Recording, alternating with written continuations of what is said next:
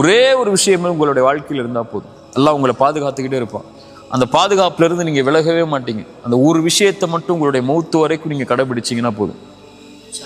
ஃபஜ்ர் தொழுங்க. ரசூலுல்லாஹி ஸல்லல்லாஹு அலைஹி வஸல்லம் சொன்னாங்க, யார் ஃபஜ்ரை தொழுவாரோ அவர் அல்லாஹ்வுடைய பாதுகாப்பில் இருப்பவர்.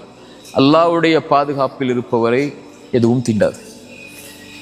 ரசூலுல்லாஹ்வுடைய வார்த்தை இல்லையா? இப்போ காலையில் எழுந்து அவன் அல்லாஹ்வுக்காக 2 ரக்அத்தை அந்த குளிருள்ள நேரத்திலையும் வெளிச்சமில்லாத அந்த நேரத்திலையும் நடந்து போய் அல்லாஹ்வுக்காக நிறைவேற்றக்கூடியவருக்கு ரசூலுல்லாஹி ஸல்லல்லாஹு அலைஹி வஸல்லம் சொன்னாங்க, யார் இரவுடைய அந்த இருள்களில் நடந்து கொண்டு பள்ளியை நோக்கி சென்று தொழுகை நிறைவேற்றுவாரோ பின்னூரி தாமி யௌமல் கியாமா, மறுமையில் அவர் வெளிச்சத்தோடு வருவார். அல்லாஹ் அவரை பாதுகாக்கிறான். யார் ஃபஜ்ரை தொழுவாரோ அவரை அன்றைய தினம் முழுவதும் அவர் அல்லாஹ்வுடைய பாதுகாப்பில் இருப்பவர்.